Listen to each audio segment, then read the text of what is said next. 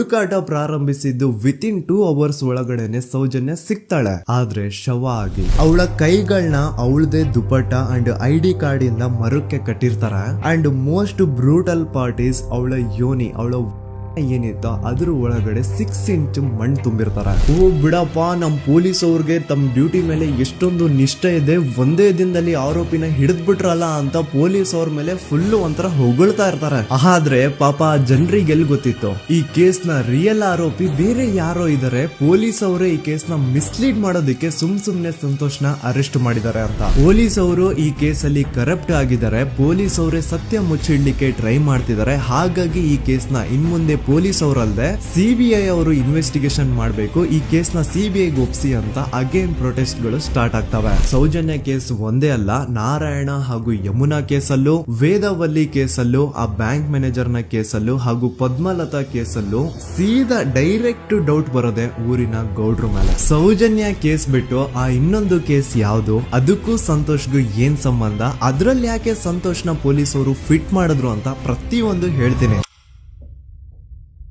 ನಾನು ಈ ಚಾನೆಲ್ ನ ಸ್ಟಾರ್ಟ್ ಮಾಡ್ದಾಗಿಂದ one of the most requested video ಬಂದು ಸೌಜನ್ಯ ಕೇಸ್ ಬಗ್ಗೆ. ಸರಿ, ನಮ್ ದೂತ ಸಭೆಯ ಪ್ರಜೆಗಳು ಇಷ್ಟೊಂದು ಕೇಳ್ತಿದಾರಲ್ಲ, ಈ ಒಂದು ಕೇಸ್ ಬಗ್ಗೆನೂ ವಿಡಿಯೋ ಮಾಡುವ ಅಂತ ಸೌಜನ್ಯ ಕೇಸ್ ಬಗ್ಗೆ ನಾನು ರಿಸರ್ಚ್ ಸ್ಟಾರ್ಟ್ ಮಾಡ್ದೆ. ಅಂಡ್ ಟ್ರಸ್ಟ್ ಮಿ, ಎಷ್ಟೊಂದು ಕಾಂಪ್ಲೆಕ್ಸ್ ಈ ಒಂದು ಕೇಸ್ ಇದೆ ಅಂತಂದ್ರೆ ನನ್ ತಲೆನೇ ಕೆಟ್ಬಿಡ್ತು. ಬಟ್ ಡೋಂಟ್ ವರಿ, ನಿಮ್ಗಂತೂ ಪ್ರತಿ ಒಂದನ್ನ ತುಂಬಾ ಸಿಂಪಲ್ ಆಗಿ ಅರ್ಥ ಮಾಡಿಸ್ತೇನೆ. ಅನ್ಕೊಳ್ಳಿ, ಒಂದು ಊರು, ಆ ಊರಲ್ಲಿ ಒಂದು ಗೌಡ್ರ ಕುಟುಂಬ ಇದೆ. ಅಂಡ್ ಆ ಗೌಡ್ರ ಕುಟುಂಬ ತುಂಬಾನೇ ಪವರ್ಫುಲ್, ಲೈಕ್ ನಾವು ಮೂವೀಸ್ ಅಲ್ಲಿ ನೋಡ್ತೀವಲ್ಲ ಹಂಗೆ. ಸೊ ಗೌಡ್ರ ಊರು ಬಂದು ಧರ್ಮಸ್ಥಳ ಅಂತ. ಆ ಒಂದು ಊರಲ್ಲಿ ಇವ್ರಿಗೆ ಸಖತ್ ಕಂಟ್ರೋಲ್ ಇರುತ್ತೆ. ಈವನ್ ಅದೇ ಒಂದು ರೀಜನ್ ಅಲ್ಲಿ ಇರುವಂತಹ ಒಂದು ತುಂಬಾನೇ ಪಾಪ್ಯುಲರ್ ದೇವಸ್ಥಾನನು ಸಹ ಇವರೇ ಕಂಟ್ರೋಲ್ ಮಾಡ್ತಿರ್ತಾರೆ. ಆ ಒಂದು ದೇವಸ್ಥಾನ ಇಂದ ಈ ಗೌಡ್ರ ಕುಟುಂಬಕ್ಕೆ ಎಷ್ಟೊಂದು ದುಡ್ಡು ಬರ್ತಾ ಇರುತ್ತೆ ಅಂತಂದ್ರೆ, ಅದೇ ದುಡ್ಡಲ್ಲಿ ಇವರು ಬೇಜನ್ ಪ್ರೈವೇಟ್ ಪ್ರೈಮರಿ ಅಂಡ್ ಹೈಸ್ಕೂಲ್ಸ್ ನ ಸ್ಥಾಪನೆ ಮಾಡಿರ್ತಾರೆ, ಬೇಜನ್ ಪ್ರೈವೇಟ್ ಮೆಡಿಕಲ್ ಕಾಲೇಜಸ್ ಇರ್ತವೆ, ಅಂಡ್ ಬೇಜನ್ ಪ್ರೈವೇಟ್ ದೊಡ್ಡ ಹಾಸ್ಪಿಟಲ್ಸ್ ಇರ್ತವೆ. ಒಟ್ಟಲ್ಲಿ ಹೇಳ್ಬೇಕು ಅಂತಂದ್ರೆ ದುಡ್ಡಿನ ಸುರಿಮಳೆ ಇವ್ರಿಗೆ. ನೋಡಿ, ನಮ್ಮ ಭಾರತ ದೇಶದಲ್ಲಿ ಒಂದು ಕಾನೂನಿದೆ, ದ ರಿಲಿಜಿಯಸ್ ಎಂಡೋಮೆಂಟ್ ಆಕ್ಟ್ 1863 ಅಂತ. ಬೇಸಿಕಲಿ ಈ ಒಂದು ಕಾನೂನು ಏನ್ ಹೇಳುತ್ತೆ ಅಂತಂದ್ರೆ, ಭಾರತದಲ್ಲಿ ಯಾವ್ದೆಲ್ಲ ಹಿಂದೂ ಟೆಂಪಲ್ಸ್ ಇದಾವೋ ಅವೆಲ್ಲ ಗವರ್ಮೆಂಟ್ ಪ್ರಾಪರ್ಟಿ. ಆ ಹಿಂದೂ ಟೆಂಪಲ್ಸ್ ನ ಮ್ಯಾನೇಜ್ಮೆಂಟ್ ಎಲ್ಲ ಗವರ್ಮೆಂಟ್ ಕೈಗೆ ಹೋಗಿ ಗವರ್ಮೆಂಟ್ ಡಿಸೈಡ್ ಮಾಡುತ್ತೆ ಆ ಮ್ಯಾನೇಜ್ಮೆಂಟ್ ಅಲ್ಲಿ ಯಾರ್ ಕೆಲ್ಸಕ್ಕೆ ಇರಬೇಕು, ಯಾರ್ ಕೆಲ್ಸಕ್ಕೆ ಇರಬಾರ್ದು, ಅಂಡ್ ಆ ಟೆಂಪಲ್ ಇಂದ ಬರ್ತಿರುವಂತಹ ಡೊನೇಷನ್ ಅಮೌಂಟ್ ನ ಏನ್ ಮಾಡ್ಬೇಕು ಅಂತ. ಸೊ ಈ ಒಂದು ಕಾನೂನಿನ ಪ್ರಕಾರ ಗವರ್ಮೆಂಟ್ ಇಂಡಿಯಾದಲ್ಲಿ ಇರುವಂತಹ ಆಲ್ಮೋಸ್ಟ್ ಎಲ್ಲಾ ಹಿಂದೂ ಟೆಂಪಲ್ಸ್ ನ ತನ್ನ ಕಂಟ್ರೋಲ್ ಅಲ್ಲಿ ತಗೋತಾ ಇರ್ಬೇಕಾದ್ರೆ ಗವರ್ಮೆಂಟ್ ಅಫಿಷಿಯಲ್ಸ್ ಧರ್ಮಸ್ಥಳ ಶ್ರೀ ಮಂಜುನಾಥ ದೇವಸ್ಥಾನಕ್ಕೂ ರೀಚ್ ಔಟ್ ಮಾಡ್ತಾರೆ. ಅಂಡ್ ಆಗ ಇಷ್ಟು ದಿನ ಟೆಂಪಲ್ ನ ಕಂಟ್ರೋಲ್ ಮಾಡ್ತಿದ್ದಂತಹ ಆ ಗೌಡ್ರ ಕುಟುಂಬ ಏನ್ ಹೇಳುತ್ತೆ ಗೊತ್ತಾ, ಇಲ್ಲ ಇದು ಹಿಂದೂ ಟೆಂಪಲ್ ಅಲ್ಲ, ಇದು ಜೈನ್ ಫ್ಯಾಮಿಲಿಗೆ ಬಿಲಾಂಗ್ ಮಾಡುವಂತಹ ಒಂದು ಪ್ರೈವೇಟ್ ಟೆಂಪಲ್ ಅಂತ ಹೇಳ್ತಾರೆ. ನಾನು ಇಷ್ಟು ದಿನ ಧರ್ಮಸ್ಥಳ ಶ್ರೀ ಮಂಜುನಾಥ ದೇವಸ್ಥಾನ ಒಂದು ಹಿಂದೂ ಟೆಂಪಲ್ ಅಂತ ಅನ್ಕೊಂಡಿದ್ದೆ, ಆದ್ರೆ ಈಗಷ್ಟೇ ನನಗೂ ಗೊತ್ತಾಗಿದ್ದು ಇದು ಹಿಂದೂ ಟೆಂಪಲ್ ಅಲ್ಲ, ಇದು ಒಂದು ಜೈನ್ ಫ್ಯಾಮಿಲಿಗೆ ಬಿಲಾಂಗ್ ಮಾಡುವಂತಹ ಪ್ರೈವೇಟ್ ಜೈನ್ ಟೆಂಪಲ್ ಅಂತ. ಸೊ ಹೀಗಾಗಿ ಗವರ್ಮೆಂಟ್ ಅಫಿಷಿಯಲ್ಸ್ ಏನೂ ಮಾಡಕ್ಕಾಗದೆ ಇವತ್ತಿನವರೆಗೂ ಈ ಒಂದು ಧರ್ಮಸ್ಥಳ ಶ್ರೀ ಮಂಜುನಾಥ ದೇವಸ್ಥಾನನ ಒಂದು ಪ್ರೈವೇಟ್ ಟ್ರಸ್ಟ್ ನಡೆಸ್ಕೊಂಡು ಹೋಗ್ತಿದೆ. ಅಂಡ್ ಆ ಪ್ರೈವೇಟ್ ಟ್ರಸ್ಟ್ ನ ಓನರ್ ಯಾರು, ಅದೇ ಗೌಡ್ರ ಕುಟುಂಬ. ನೋಡಿ, ನಾನು ಈ ವಿಡಿಯೋದಲ್ಲಿ ಯಾರ್ದನ್ನು ರಿಯಲ್ ನೇಮ್ಸ್ ನ ಬಳಸ್ತಿಲ್ಲ. ಪ್ರೀವಿಯಸ್ಲಿ ಬೇರೆ ಯೂಟ್ಯೂಬರ್ಸ್ ತಮ್ಮ ವಿಡಿಯೋಸ್ ಅಲ್ಲಿ ರಿಯಲ್ ನೇಮ್ಸ್ ನ ಬಳಸಿದ್ದಾರೆ ಅನ್ನೋ ಒಂದೇ ಒಂದು ಕಾರಣಕ್ಕೆ ಅವ್ರ ವಿಡಿಯೋಸ್ ನ ಡಿಲೀಟ್ ಮಾಡಿಸಿದ್ದಾರೆ. ಸೊ ಅವ್ರ ಜೊತೆ ಆಗಿದ್ದು ನನ್ ಜೊತೆ ಆಗೋದ್ ಬೇಡ, ಸತ್ಯ ಮುಚ್ಚ ಹೋಗೋದು ನನ್ಗಿಷ್ಟ ಇಲ್ಲ. ಹಾಗಾಗಿ ನಾನಿಲ್ಲಿ ರಿಯಲ್ ನೇಮ್ಸ್ ನ ಬಳಸ್ತಿಲ್ಲ. ಆದ್ರೆ ನಾನು ಯಾರನ್ನ ಪಾಯಿಂಟ್ ಔಟ್ ಮಾಡಿ ಹೇಳ್ತಿದ್ದೀನಿ ಅನ್ನೋದು ಮಾತ್ರ ನಿಮಗೆ ತುಂಬಾ ಕ್ಲಿಯರ್ಲಿ ಅರ್ಥ ಆಗುತ್ತೆ. Don't worry.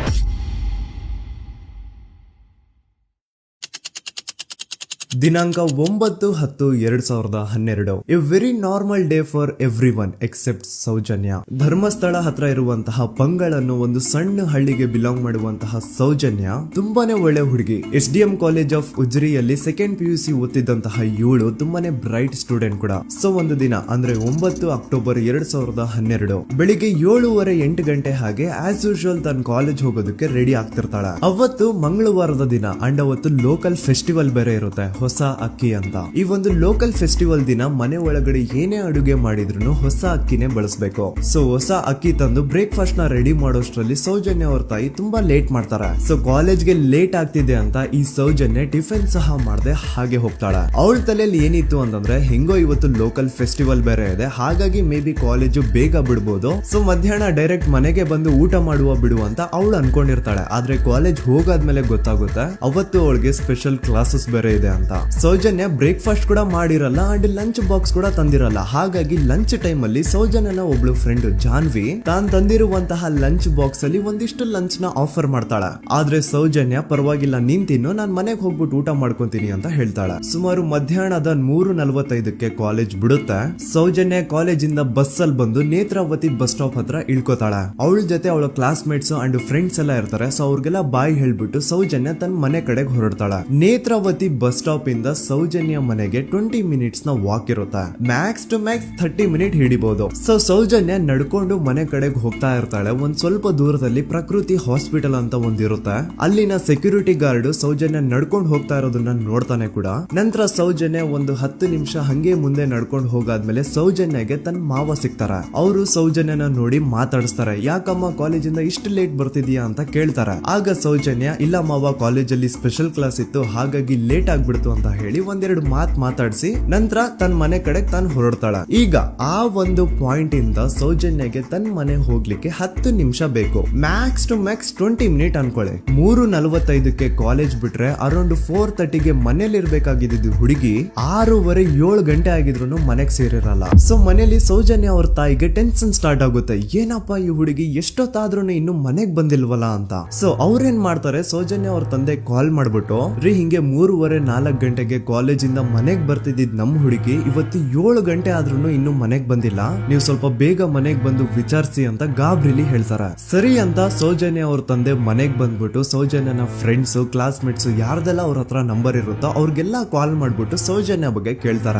ನಮ್ ಹುಡುಗಿ ಏನಾದ್ರೂ ನಿಮ್ ಮನೆಗ್ ಬಂದಿದ್ದಾಳ ಅಮ್ಮ ಅಂತ. ಆದ್ರೆ ಸೌಜನ್ಯನ ಫ್ರೆಂಡ್ಸ್ ಅಂಡ್ ಕ್ಲಾಸ್ ಮೇಟ್ಸ್ ಎಲ್ಲ ಇಲ್ಲ ಅಂಕಲ್ ನಮ್ ಮನೆಗಂತೂ ಸೌಜನ್ಯ ಏನು ಬಂದಿಲ್ಲ, ಅವಳು ಬಸ್ ಸ್ಟಾಪ್ ಇಂದ ಸೀದಾ ನಿಮ್ ಮನೆ ಕಡೆಗೇನೆ ಹೊರಟ್ಲಲ್ವಾ, ಯಾಕೆ ಇನ್ನೂ ಬಂದಿಲ್ವಾ ಅಂತ ಕೇಳ್ತಾರ.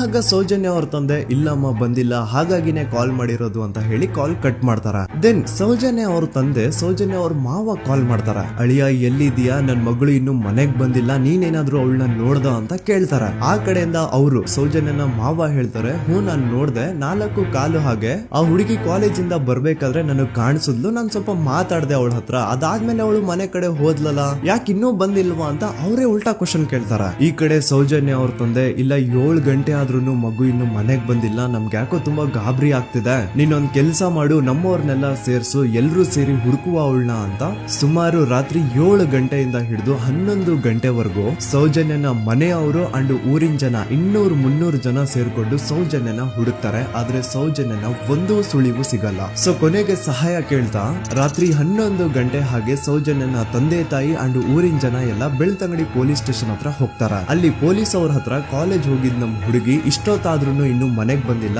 ಎಷ್ಟು ಹುಡುಕಿದ್ರು ಸಿಗ್ತಾ ಇಲ್ಲ, ಸೊ ಪ್ಲೀಸ್ ಒಂದು ಮಿಸ್ಸಿಂಗ್ ರಿಪೋರ್ಟ್ ನ ಫೈಲ್ ಮಾಡಿ ನಮ್ ಹುಡುಗಿನ ಹುಡುಕೊಡಿ ಅಂತ ಕೇಳ್ಕೊತಾರ. ಆದ್ರೆ ಪೊಲೀಸ್ ಅವರು ಒಪ್ಪಲ್ಲ. ಇಲ್ಲ ಯಾವುದೇ ಪರ್ಸನ್ ಮಿಸ್ಸಿಂಗ್ ಆದ್ರೆ ಆಫ್ಟರ್ 24 ಅವರ್ಸ್ ಆದ್ಮೇಲೆನೆ ರಿಪೋರ್ಟ್ ಫೈಲ್ ಮಾಡಕ್ಕಾಗೋದು. ಸೊ ನೀವ್ ಒಂದ್ ಕೆಲ್ಸ ಮಾಡಿ, ಈಗ ಮನೆಗ್ ಹೋಗಿ ನಾಳೆ ಬೆಳಿಗ್ಗೆವರೆಗೂ ನೋಡಿ, ನಾಳೆ ಬೆಳಿಗ್ಗೆವರೆಗೂ ನಿಮ್ ಮಗಳು ನಿಮ್ ಮನೆಗ್ ಬಂದಿಲ್ಲ ಅಂತಂದ್ರೆ ಆಗ ಬಂದ್ಬಿಟ್ಟು ಮಿಸ್ಸಿಂಗ್ ರಿಪೋರ್ಟ್ ನ ಫೈಲ್ ಮಾಡಿಸಿ ಅಂತ ಹೇಳಿ ಕಳಿಸ್ತಾರ. ಆಗ ಆಲ್ಮೋಸ್ಟ್ ಮಿಡ್ ನೈಟ್ ಆಗಿರೋದ್ರಿಂದ ಅಂಡ್ ಮಳೆ ಬೇರೆ ತುಂಬಾ ಜೋರಾಗಿ ಬರ್ತಾ ಇರುತ್ತೆ. ಸೊ ಈ ಸಿಚುವೇಶನ್ ಅಲ್ಲಿ ಸೌಜನ್ಯನ ಹುಡುಕ್ಲಿಕ್ಕೆ ಆಗಲ್ಲ. ನಾಳೆ ಬೆಳಿಗ್ಗೆ ಸೇರ್ಕೊಂಡು ಅಗೇನ್ ಎಲ್ರು ಸೌಜನ್ಯನ ಹುಡುಕುವ ಅಂತ ಸೌಜನ್ಯನ ಮನೆಯವರು ಅಂಡ್ ಊರಿನ ಜನ ಎಲ್ರು ತಮ್ಮ ಮನೆಗೆ ಹೋಗ್ಬಿಡ್ತಾರ. ನೆಕ್ಸ್ಟ್ ದಿನ ಅಂದ್ರೆ 10 ಅಕ್ಟೋಬರ್ 2012 ಬುಧವಾರದ ದಿನ ಬೆಳಿಗ್ಗೆ 10 ಗಂಟೆ ಹಾಗೆ ಸೌಜನ್ಯನ ಮನೆಯವರು ಅಂಡ್ ಊರಿನ 200-300 ಜನ ಸೇರ್ಕೊಂಡು ಅಗೇನ್ ಸೌಜನ್ಯಗೋಸ್ಕರ ಹುಡುಕಾಟ ಸ್ಟಾರ್ಟ್ ಮಾಡ್ತಾರ. ಹುಡುಕಾಟ ಪ್ರಾರಂಭಿಸಿದ್ದು ವಿತಿನ್ 2 ಅವರ್ಸ್ ಒಳಗಡೆನೆ ಸೌಜನ್ಯ ಸಿಗ್ತಾಳೆ. ಆದ್ರೆ ಶವ ಆಗಿ ಆ 200-300 ಊರಿನ ಜನ ಎಲ್ಲ ಸೇರ್ಕೊಂಡು ಏನ್ ಸೌಜನ್ಯನ ಹುಡುಕ್ತಾ ಇದ್ರು ಅದರಲ್ಲಿ ಯಾರೋ ಒಬ್ರಿಗೆ ಸೌಜನ್ಯನ ಮನೆಯಿಂದ ಕೇವಲ 10 ನಿಮಿಷ ದೂರದಲ್ಲಿರುವಂತಹ ಒಂದು ಹಳ್ಳನ ದಡದಲ್ಲಿ ಸೌಜನ್ಯ ಮೃತದೇಹ ಸಿಗುತ್ತಾ. ಈಗ ಸತ್ತಿರುವಂತಹ ಸೌಜನ್ಯನ ಡೆಡ್ ಬಾಡಿ ಯಾವ ಒಂದು ಕಂಡೀಷನ್ ಅಲ್ಲಿ ಇತ್ತು ಅಂತ ಹೇಳ್ತೀನಿ, ಸ್ವಲ್ಪ ಗಮನ ಇಟ್ಟು ಕೇಳಿಸ್ಕೊಳ್ಳಿ. ಅವಳ ಕೈಗಳನ್ನ ಅವಳದೇ ದುಪ್ಪಟ್ಟ ಅಂಡ್ ID ಕಾರ್ಡ್ ಇಂದ ಮರಕ್ಕೆ ಕಟ್ಟಿರ್ತಾರ. ಅವಳ ಬಾಡಿ ಎಲ್ಲ ನೇಕೆಡ್ ಇರುತ್ತೆ, ಮೈ ಮೇಲೆ ಸರಿಯಾದ ಬಟ್ಟೆ ಇರಲ್ಲ, ಮೈ ಮೇಲೆ ಮಲ್ಟಿಪಲ್ ಕಟ್ ಮಾರ್ಕ್ಸ್ ಇರುತ್ತೆ, ತುಂಬಾ ಜೋರಾಗಿ ಹೊಡೆದಿರುವಂತಹ ಗಾಯಗಳು ಮೈ ಮೇಲೆ ಎದ್ದು ಕಾಣಿಸ್ತಿರ್ತವೆ. ಅವಳ ರಿಪ್ಸ್ ಎದೆ ಭಾಗದ ಮೂಳೆಗಳೆಲ್ಲ ಮುರಿದು ಹೋಗ್ಬಿಟ್ಟಿರ್ತವೆ. And most brutal part is ಅವಳ ಯೋನಿ, ಅವಳ ಏನಿತ್ತು ಅದ್ರ ಒಳಗಡೆ 6 ಇಂಚ್ ಮಣ್ಣು ತುಂಬಿರ್ತಾರ. ಆ ಬಾಡಿ ಕಂಡೀಷನ್ ನ ನೋಡಿದಾದ್ಮೇಲೆ ಒಂದಂತೂ ತುಂಬಾ ಕ್ಲಿಯರ್ ಆಗಿ ಅರ್ಥ ಆಗುತ್ತೆ, ಅವಳನ್ನ ಯಾರೋ ತುಂಬಾ ಫೋರ್ಸ್ಫುಲಿ ಮಾಡಿ ನಂತರ ನಿರ್ದಯವಾಗಿ ಸಾಯಿಸಿದ್ದಾರೆ ಅಂತ. ಇಲ್ಲಿ ಕ್ರಿಮಿನಲ್ಸ್ ನ ಬುದ್ಧಿವಂತಿಕೆ ನೋಡಿ ಪೊಲೀಸ್ ಅವ್ರಿಗೆ ಏನೂ ಸುಳಿವು ಸಿಗ್ಬಾರ್ದು ಅಂತ ಅವಳ ಯೋನಿ ಒಳಗಡೆ 6 ಇಂಚ್ ಅಷ್ಟು ಮಣ್ಣು ತುಂಬ ಹೋಗಿರ್ತಾರೆ. ಸೊ ದೆನ್ ಪೊಲೀಸ್ ಅವ್ರಿಗೆ ವಿಷಯ ಗೊತ್ತಾಗುತ್ತೆ. ಅವರು ಸ್ಪಾಟ್ ಗೆ ಬಂದು ಸೌಜನ್ಯನ ಬಾಡಿನ ರಿಕವರ್ ಮಾಡಿ ಆ ಒಂದು ಸ್ಪಾಟ್ ನ ಕಂಪ್ಲೀಟ್ ಸೀಸ್ ಮಾಡ್ತಾರೆ. ಒಬ್ಳು ಸಾಮಾನ್ಯ ಮಿಡಲ್ ಕ್ಲಾಸ್ ಹುಡುಗಿ, ಒಬ್ಳು ವೆರಿ ಬ್ರೈಟ್ ಸ್ಟೂಡೆಂಟ್ ನ ಈ ಮಟ್ಟಿಗೆ ಇಷ್ಟು ನಿರ್ದಯವಾಗಿ ಸಾಯಿಸಿರೋದು ಯಾರು? ಇನ್ ಕೇಸ್ ಏನಾದ್ರೂ ಈ ಕ್ರೈಮ್ ಮಾಡಿದವನು ಸಿಕ್ಕಿ ಬಿದ್ರೆ ಅವನ್ನ ಸುಮ್ನೆ ಬಿಡಬಾರ್ದು ಅಂತ ಜನ ಆಕ್ರೋಶ ವ್ಯಕ್ತಪಡಿಸ್ತಾರೆ. ಅಂಡ್ ಗೆಸ್ ವಾಟ್, ನಮ್ ಪೊಲೀಸ್ ಅವರು ಇಷ್ಟೊಂದು ಫಾಸ್ಟ್ ಆಗಿ ಇನ್ವೆಸ್ಟಿಗೇಷನ್ ಕಂಪ್ಲೀಟ್ ಮಾಡ್ತಾರೆ ಅಂತ ನಾನಂತೂ ಎಕ್ಸ್ಪೆಕ್ಟ್ ಮಾಡಿರ್ಲಿಲ್ಲ. ಅಂಡ್ ಈವನ್ ಈ ಒಂದು ವಿಷಯದಿಂದ ಊರಿನ ಜನನು ಶಾಕ್ ಆಗ್ತಾರೆ. ಸೌಜನ್ಯ ಬಾಡಿ ಸಿಕ್ಕಿದ್ದ ನೆಕ್ಸ್ಟ್ ದಿನ ಅಂದ್ರೆ 11 ಅಕ್ಟೋಬರ್ 2012 ಸಂಜೆ 5 ಗಂಟೆ ಹಾಗೆ ಯಾರು ಸೌಜನ್ಯನ ಪಂಡು ಮರ್ಡರ್ ಮಾಡಿದ್ನೋ ಆ ಕ್ರಿಮಿನಲ್ ಕೂಡ ಸಿಕ್ಕಿ ಬೀಳ್ತಾನೆ. ಈಗ ನೀವು ಥಿಂಕ್ ಮಾಡ್ಬೋದು, ಸೌಜನ್ಯನ ಯಾರು ಮರ್ಡರ್ ಮಾಡಿದ್ರು ಅಂಡ್ ಯಾರ ಕ್ರೈಮ್ ನ ಮಾಡಿದ್ರು ಅವನು ನೆಕ್ಸ್ಟ್ ದಿನಾನೇ ಸಿಕ್ಕಿ ಬಿದ್ದ. ಹಾಗಿದ್ರೆ ಈ ಕೇಸ್ ಯಾವಾಗ್ಲೂ ಕ್ಲೋಸ್ ಆಗ್ಬಿಡ್ಬೇಕಿತ್ತು. ಆದ್ರೂ ಸ್ಟಿಲ್ ಇವತ್ತಿನ ದಿನವರೆಗೂ ಯಾಕೆ ಈ ಕೇಸು ಪದೇ ಪದೇ ನ್ಯೂಸ್ ಅಲ್ಲಿ ಬರುತ್ತೆ ಅಂದ್ರೆ, ನಮ್ ದೂತ ಸಭೆಯ ಪ್ರಜೆಗಳೇ ರೆಡಿ ಆಗಿ, ಆರೋಪಿ ಸಿಕ್ಕಾದ್ಮೇಲೆ ಈ ಕೇಸು ಕ್ಲೋಸ್ ಆಗಿಲ್ಲ. ಆಕ್ಚುಲಿ ಈ ಕೇಸು ಓಪನ್ ಆಗಿದ್ದೆ ಈಗ. ನೋಡಿ, ಸೌಜನ್ಯನ ಬಾಡಿ ಸಿಕ್ಕಿದ್ದು ನೆಕ್ಸ್ಟ್ ದಿನ ಅಂದ್ರೆ 11 ಅಕ್ಟೋಬರ್ 2012. PSI ಯೋಗೇಶ್ ಅವರು ಯಾರನ್ನ ಈ ಕೇಸಲ್ಲಿ ಅರೆಸ್ಟ್ ಮಾಡಿದ್ರು ಅಂದ್ರೆ ಆತನ ಹೆಸರು ಬಂದು ಸಂತೋಷ್ ರಾವ್. 28-29 ವಯಸ್ಸಿರುವಂತಹ Santosh Rao first of all ಧರ್ಮಸ್ಥಳದವನು ಅಲ್ವೇ ಅಲ್ಲ, ಅವನು ಶೃಂಗೇರಿ ಅವನು. ಸಂತೋಷ್ ರಾವ್ ನ ತಂದೆ ಸ್ಕೂಲ್ ಟೀಚರ್ ಅಂಡ್ ತಾಯಿ ಹೌಸ್ ವೈಫ್. ಸಂತೋಷ್ ಮೊದ್ಲಿಂದನೂ ಒಂದ್ ಸ್ವಲ್ಪ ಮೆಂಟಲಿ ಇಲ್ಲಿರೋದ್ರಿಂದ ಅವನಿಗೆ ವಿದ್ಯೆ ಬರಹ ಅನ್ನೋದು ತಲೆಗೆ ಹೋಗಿರಲ್ಲ. ಹಾಗಾಗಿ ಅವನು ಶೃಂಗೇರಿಯಲ್ಲಿ ಒಂದು ಹೋಟೆಲ್ ಅಲ್ಲಿ ಕೆಲಸ ಮಾಡ್ತಿರ್ತಾನೆ. ಮೆಂಟಲಿ ಅನ್ಸ್ಟೇಬಲ್ ಇದ್ರೂ ಸಹ ಈತನಿಗೆ ದೇವ್ರ ಮೇಲೆ ಬಹಳ ನಂಬಿಕೆ ಇರುತ್ತೆ. ಹಾಗಾಗಿ ತಿಂಗಳಿಗೆ ಒಮ್ಮೆ ಆದ್ರೂ, ಅಟ್ಲೀಸ್ಟ್ 2 ತಿಂಗಳಿಗೆ ಒಮ್ಮೆ ಆದ್ರೂ ಈತ ಯಾವ್ದಾದ್ರು ಒಂದು ಪುಣ್ಯಕ್ಷೇತ್ರಕ್ಕೆ ವಿಸಿಟ್ ಮಾಡಿ ಬರ್ತಿರ್ತಾನೆ. ಹಾಗೇನೆ ಈ ಸತಿನೂ ಸಹ ಈತ ಧರ್ಮಸ್ಥಳಕ್ಕೆ ಬಂದಿರ್ತಾನೆ. ಇವನು ಧರ್ಮಸ್ಥಳಕ್ಕೆ ಬಂದಿದ್ದು ದಿನಾಂಕ 9 ಅಕ್ಟೋಬರ್ 2012. ಈ ದಿನಾಂಕನ ಸ್ವಲ್ಪ ನೋಟ್ ಮಾಡಿ ಇಟ್ಕೊಳ್ಳಿ, ಯಾಕಂತಂದ್ರೆ ಮುಂದೆ ಈ ಕೇಸಲ್ಲಿ ಇದೇ ಮೇಜರ್ ಟರ್ನಿಂಗ್ ಪಾಯಿಂಟ್. ಸೊ ಸೌಜನ್ಯನ ಡೆತ್ ಆಗಿಂತ ಒಂದು ದಿನ ಹಿಂದೆ ಧರ್ಮಸ್ಥಳಕ್ಕೆ ಬಂದಿರುವಂತಹ ಸಂತೋಷ್ ರಾವ್ಗೆ ಎಲ್ಲೂ ಉಳ್ಕೊಳ್ಳಿಕ್ಕೆ ಹೋಟೆಲ್ ಅಲ್ಲಿ ಅಥವಾ ಲಾಡ್ಜ್ ಅಲ್ಲಿ ರೂಮ್ ಸಿಗಲ್ಲ. ರೀಸನ್ ಇಷ್ಟೇ, ಸಂತೋಷ್ ರಾವ್ ನೋಡ್ಲಿಕ್ಕೆ ಸ್ವಲ್ಪ ಮೆಂಟಲಿ ಅನ್ಸ್ಟೇಬಲ್ ಪರ್ಸನ್ ತರ ಇರ್ತಾನೆ. ಅವನ ಅವತಾರ, ಅವನ ವೇಷಭೂಷಣ ಅಷ್ಟು ಸರಿ ಇರಲ್ಲ. ಹಾಗಾಗಿ ಇವನ್ಗೆ ಯಾವುದೇ ಒಂದು ಹೋಟೆಲ್ ಅಲ್ಲಿ ಅಥವಾ ಲಾಡ್ಜ್ ಅಲ್ಲಿ ಎಲ್ಲಿನೂ ರೂಮ್ ಸಿಗಲ್ಲ. ಸೊ ಉಳ್ಕೊಳ್ಳೋಕೆ ಜಾಗ ಸಿಗದೆ ಇವನೇನ್ ಮಾಡ್ತಾನೆ, ಅಲ್ಲೇ ಹತ್ರದಲ್ಲಿರುವಂತಹ ಬಾಹುಬಲಿ ಬೆಟ್ಟಕ್ಕೆ ಹೋಗಿ ಅಲ್ಲಿರುವಂತಹ ಬಾಹುಬಲಿ ಸ್ಟ್ಯಾಚ್ಯೂ ಹತ್ರನೇ ಆಶ್ರಯ ತಗೊಳ್ತಾನೆ. ಅಂಡ್ 1-2 ದಿನ ಅವನು ಅಲ್ಲೇ ಉಳ್ಕೋತಾನೆ ಕೂಡ. ಡೇ ಟೈಮ್ ಅಲ್ಲಿ ಧರ್ಮಸ್ಥಳಕ್ಕೆ ಬಂದು ಧರ್ಮಸ್ಥಳ ಶ್ರೀ ಮಂಜುನಾಥ ದೇವಸ್ಥಾನದಲ್ಲಿ ಇದ್ದು ಅಲ್ಲೇ ಪ್ರಸಾದ ಊಟ ಎಲ್ಲ ಮಾಡಿ ನಂತರ ನೈಟ್ ಆಗ್ತಿದ್ದಂಗೆ ಬಾಹುಬಲಿ ಬೆಟ್ಟಕ್ಕೆ ಹೋಗಿ ಆ ಸ್ಟ್ಯಾಚ್ಯೂ ಹತ್ರನೇ ಮಲ್ಕೊಳ್ತಿರ್ತಾನೆ.